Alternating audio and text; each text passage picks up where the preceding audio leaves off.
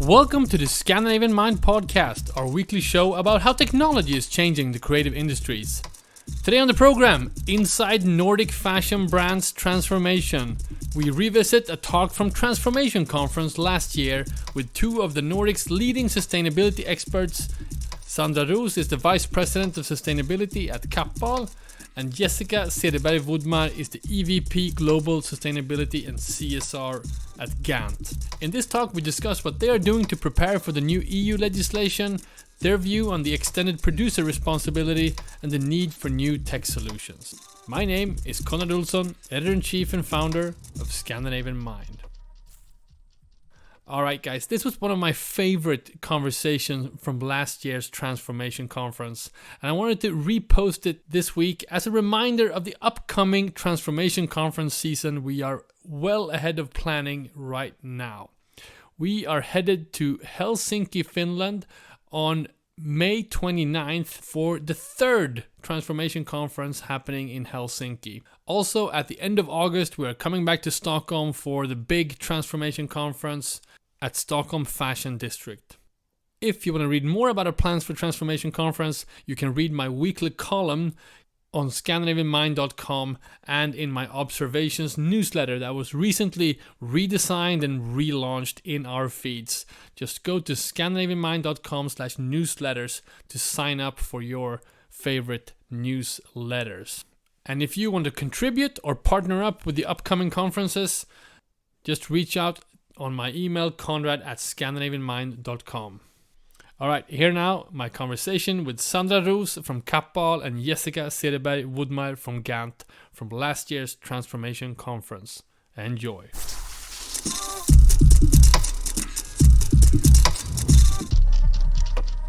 Sandra, I'm going to start with you. Many people who've been working in the industry for a long time knew you as a researcher a few years back. I hope so. And then you kind of made the pivot into a commercial brand. What's that been like, and kind of what did you bring with you into Kappahl when you started? Is it now 3 years ago or something like that? Yeah, exactly. So I used to be researching life cycle assessment, for example. And I think I felt in a way that I have come to a point where I knew what needed to be done. And I think we all sort of know what to do, the what. And I think Mauro Scalia's presentation of the EU regulations, they really show us what is the future of textile industry going to look like. And for me to come into a company and not teaching the what to do, but actually doing it in a role in the executive management team, that's totally fantastic. What's it been like?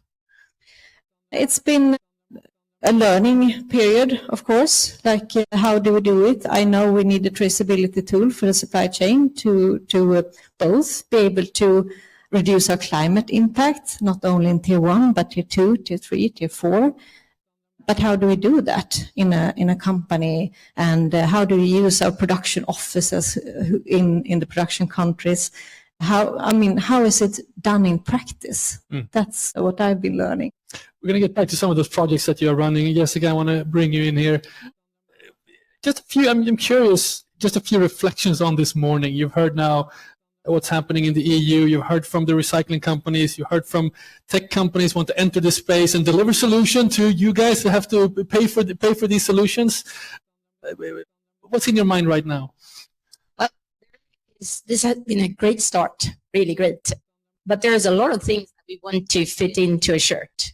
I mean, we want everything here to fit into this, and then we want the consumers to understand. And then I will say, because this is a fashion scene, fashion is about fun. It's about expressing yourself, and then that's also what we need to take into consideration. And regardless of me being a sustainability nerd with 33 years within this field, it's still people going to choose what they want to wear. Then they're going to look at the sustainability. There will be a few ones that really say, oh, I want sustainable product. But then sustainability is also about what is sustainable? If we can wear this shirt for the next 30 years, then that's sustainable. But then we're talking about chemicals, that is your like previous expertise and so on. So there's a lot of things here to be really taken into consideration.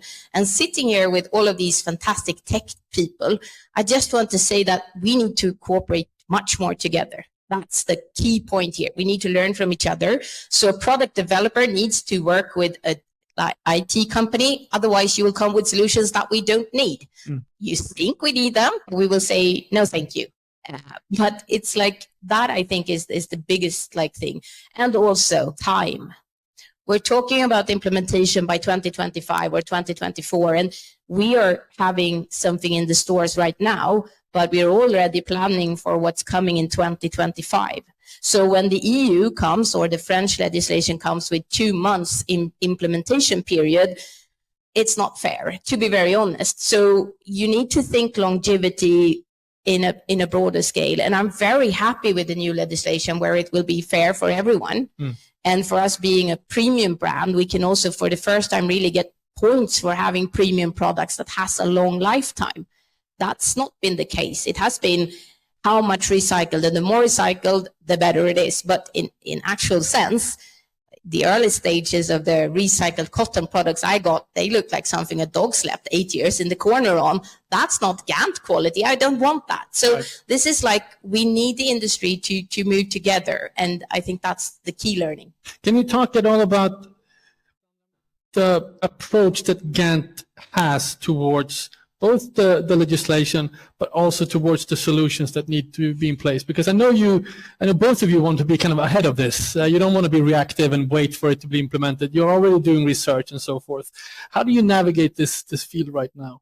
Yeah, it's complicated, but it's not impossible. But I think the key part is nothing is sustainable and nothing is perfect. And you need to accept that. That doesn't mean that you give up, but that means that you need to find the partners that you really want to work with. You need to have both of us sit in the, oh yes, the mic doesn't work if you turn. Both of us sit in the management team. And I would say, like we talked about the CFO and all of them, they are my peers. It's not like I can't do this without them. And last week I presented the circular design, all of these abbreviations, even I can't remember them, the EPR in the management team. And of course, then I need to simplify. Extended producer responsibility. Yeah, exactly. Yes. It's 300 pages. My team read it. I read the executive summary of 30 pages. Then I have to present like 5 slides and a simple way for them to remember. And what I took away from that, and it's great that Mauro also say, it's about how you choose. Like, what do you choose to put in and what do you have to come out? So I say from dirt to shirt and beyond. That's kind of like, and then to really always work with them all the way. Sandra, talk about how this works within Kappahl. How do you interact with the different, like design department, the financial department? Because this affects everyone, and everyone needs to be on board to be able to do some of these big changes. Can you give some insight into how it works behind the scenes? Yeah, and I think it's so important that the top management are part of it, because they need to be good promoters in their teams and the teams below them, and down to the lower, or the people who are actually doing the job. And if they don't get the instruction correctly, that in sustainability, transparency, environmental impact is equally important to price, then they will just continue thinking that we can work as we have done the last 20 years. But if it's really communicated well, that now we do not only look for price, we look for price, and we look for transparency, and we look for climate impact, and we look for good social conditions, and all that is equally important. And to be honest, I mean, we have the production offices in Bangladesh and China and India, and I think we are a bit rare there to have employees who understands that they are not only going to ask for the price. So sustainability is equally important. And we are going to onboard all our suppliers to the sustainability system now in week 46. And you know, you can't be a supplier to Kappahl if you don't provide information. No, but that was also the before Jessica here spoke about like sustainability is like the hygiene factor. And I think that what's being put in place now is the legislation putting hygiene factor as the lowest bar. Right. That doesn't mean that you can't go above that. And we have the supplier sustainability scorecard. We have the supplier sustainability excellence programs and so on and so on. But it needs to be a hygiene factor to make sure that you then on top of that can do other things. But that's also the shift here. And it's a major shift. So let's not forget that. This is also a shift when we're coming and talking about like whoever owns the data has power. And this is a power shift because the suppliers sit on the data. Right. For a long time, it has been the brands who have the power. Now that's changed. And that's a good thing. It's a great thing for the industry. So the suppliers are a right and left hand. We can't do anything without them. So it's time to like really like embrace that and work with the best ones, and then you will manage this and still have fantastic product. That's still the aim goal here. Right. And how do you see the balance in terms of responsibility for, you know, the pressure is put on brands, but I'm suspecting many brands will just go to their suppliers and say, hey, we need to comply with this, this, this, and this. Will it put an unusual strain kind of upstream where I'm curious about your thoughts around this, either of you. Sandra, maybe. You talk about buzzwords, but I think this one about from transaction to relation is describing where we are now, because we can't find new suppliers all the time that have implemented all the new technology and can deliver on, I mean, its quality, its transparency, it's so much that they need to sort of that we need to go through. So the investment in onboarding a supplier is higher and higher. So it's about collaborating with suppliers that have their own driving force for sustainability, because otherwise we cannot go on and sort of check them and that they are selecting good sub-suppliers and good sub-suppliers. We have to work with companies, partners, that we develop in trust and that have their own driving force, so that they don't turn off the wastewater treatment system when no one is there checking. So it's I definitely think it's more partnership today. Jessica, do you see the same yeah, way? Or? Definitely. But I also want to say right now is a Klondike out there for all the IT companies and all the systems, because no one has a perfect system. Right. And very few of them still works together and can talk to each other. And it's still like an Excel file with pivot tables in the end of it. And I'm like, oh, okay. But I think that this is the time again to collaborate. The IT companies have a lot of solutions that we need, but they need to understand what our needs are. And then they can't just talk to us. We're the like a little blip on that, like all of the transactions that's done all through the chain. So they need to talk to the suppliers. They need to talk to the raw material producers and so on and so on. So I'm super positive for the future due to the fact that we have digitalization and we have never had more like knowledge out there. So bring it on. But how's that working out though? Because this is one of the pain points that I see, is that you have tech suppliers that want to get in and want to help with this, and we're going to hear digital product passport companies for the next 3 years, I'm assuming. But also on the sort of fashion side, you need people to understand and process these new technologies and sort of implement them. How do you square that circle? That's the thing. We are 4 people in my team. Right. But we're 2,500 people working with sustainability and responsibility at the company, because everybody, including the people standing in the store, and I train them. We train them with films, with seminars, with quizzes and whatever. We do that because that's the only way. But then again, it comes back to we also need to train the suppliers, hence the sustainability excellence programs and so on and so on. And you need to be transparent that we're not done. We're super small, so we need the help of others. And this is, again, a great thing. Sustainability is not where we compete. I mean, we work together with all the brands. It's great. We compete with design. That's where we compete, but not with sustainability. That's where we really learn from each other. So I think it's as I say, it's Klondike, and you never know what's the gold or what's not, and what's just sand. And that's hard. And I'm not an IT expert. So I need the IT experts at my team within the whole of GANT to tell me that is the one to choose, Jessica. That's the goal. The rest is sand. And then I really think that sustainability is a competitive area. Yeah. And for us, if we have suppliers or customers, or it's sort of you have to get a mass using the tool. It's like the Blocket in Sweden. There are different sharing platforms. But if many people, many suppliers, many customers, if they're using the same tools, that's such an advantage. So that's why we do collaborate within the sector on these IT tools, how to evaluate them, how to select them, and to see which one is applicable, and we can share data together. So, and there's communities around different But there is also a level of detail that is sometimes almost insane. I mean, we want to know how many meters of thread it was in every single product, and how do you calculate? Not to mention the packaging. No, not to mention packaging, and not to mention, but again, it's like every detail and every still boils down to when the consumer buys this shirt, what do they want to know, and what will make them choose this one? And I think for us, we need to be responsible retailers and responsible fashion. Like that is kind of the hygiene factor.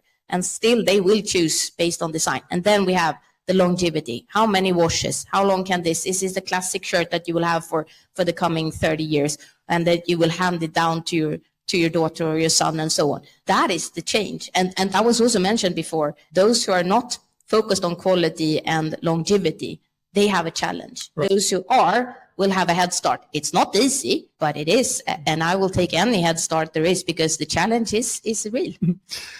Sandra, can you give some insight into, because I know you've been looking very closely at this digital product passport, and you talk it all about the projects that you're working on there. Yeah, so I think David from GS1 talked about the Trace for Value projects before, and then it's Kappahl and Marimekko, the Finnish brand, who are the brands participating. And we're doing a digital product passport and filling it with data together with SIS and Trust Trace, our traceability software. And I mean, to be able to do this in practice, fill all the information, like where is it coming from? The Trust Trace tool puts in some information, the PLM system, the ordering system that we have, and then to do the physical label, the actual garment care label, and how do we get that to the garment producer, so that how is the whole logistic set up, and what David also talked about, what all the information that you can relate to the digital product passport, like how can we use that for logistics, for point of sale. I mean, all this to do this in practice. It's only 2 products. They're coming in week 3 or something. But to actually do this journey in practice and have produced the digital product passport. What has been the most really good challenging part of it for you doing this DPP pilot that I'm? It's about sort of finding a good workflow, actually, and to know what is the most convenient way to take the data, and because we don't want the data to be stored in different databases, right? Because then we have a lot of server energy and electricity for that. So how can we do this in the most efficient and sustainable way?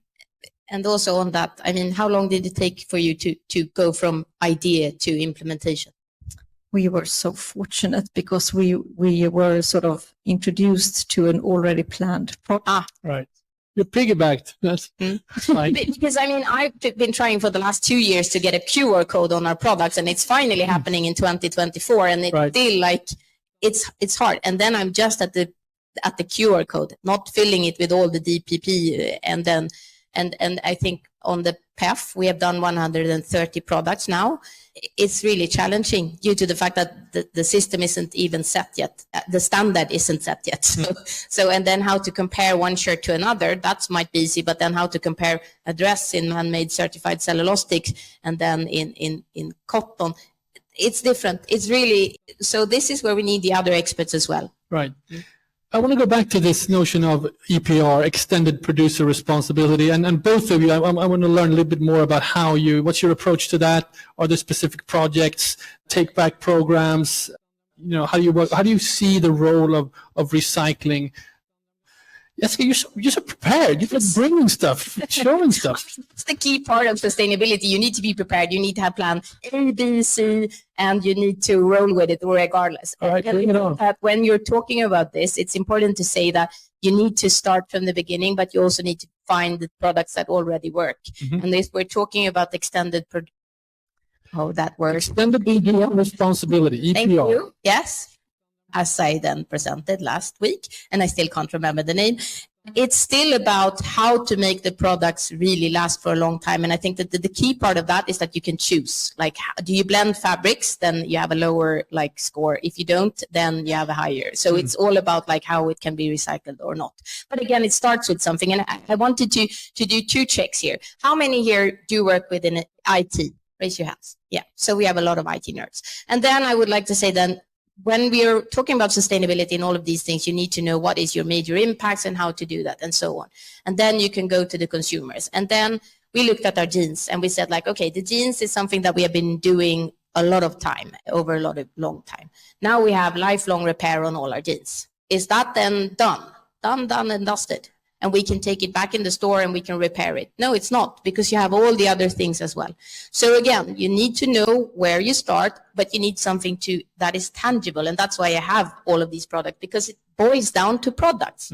It's not something that is fluffy. It is real things. So we also then needed to train every relevant team. And I say relevant team because who is relevant to making a pair of jeans at a fashion company? Actually, everyone is. So we trained them, but on different things. So the product creation team needed the circular design training. The buying team needed a different training, and so on and so on. And again, we're just started. So that's how we do it. Sandra, what's best? Recycling in the textile or reusing the garment? What's the best scenario here for? I'm glad you asked the question, because I think that we make it so wrong when we sort of put reuse, recycling, and recovery in competition. It's not a competition between those 3, it's a sequence. So first we should definitely reuse and reuse and reuse, because then we save the whole garment's production impact. And fiber recycling, that's really good as a step after you have done reuse, and maybe you can save fabric or yarn in some way. The technology is not really developed, but then fiber recycling, then we can replace new fibers. But if we can replace a whole new garment, then you have 8 times more resources reduced, right? So reuse, and then recycle, and then recover. And I think we should know that if we recycle garments and put them into new fibers, I think what Oikku said that we must find, it's not only about preparing for recycling or making new fibers, they must be placed in a product. So they must be used. That's when you make the environmental saving of substituting a material. But when we have recycle them into a new product and you cannot recycle them anymore into a new product, then they eventually will be recovered.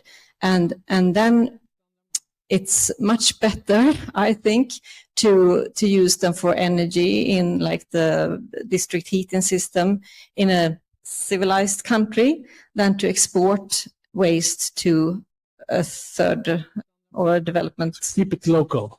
But this is also, we need to have the plan for what will happen in each step, because otherwise we will downgrade, and eventually we are so happy that we succeeded with the first cycle, and we don't think about but what will happen in the next cycle and the next cycle. And then, you have to have energy efficient processes, because if you maybe that was what you're going to say, but if we produce a new fiber from a recyclate and that costs more resources to make than the old one, then we're, way off spending resources on the wrong things. So, yeah. But we are in fact talking about the EU waste hierarchy, and that has been in place for a long time. Right. But that's not as fun to talk about, so we call it the GANT 7 Roos, and it starts with... It's all about branding with you, right? No, but it's about refreshing and about learning. That's what it is. It's a never stop learning thing, because it is like you want the customers to take care of the products. How do you treat a shirt for it to last 130 washes or 30 years? Or how do you take care of that? And how do you have lifelong repair? How do you sew in a button? I mean, my grandmother was a dressmaker. She taught me all of that. People nowadays have no clue. So it's good for us to have that conversation, but it is the EU waste hierarchy, and that's based on science and how you progress on that. And as a final note, I just want to say it's important to stick to science and not guess. Because if we don't have science to stand on, then it will be like whoever screamed loudest gets it. And that's not fair for anyone. And we have one planet, and there is a stress on that. And the good thing with circularity is that we can save resources and we can make our planet better for both people and for everyone living there, including like the biodiversity and also the animals. So I think we have an opportunity, and we should grasp that one. I think that's a great note to end on. Sandra, Roos, Jessica, Wodmar, thank you so much for sharing your insights today. A round of applause.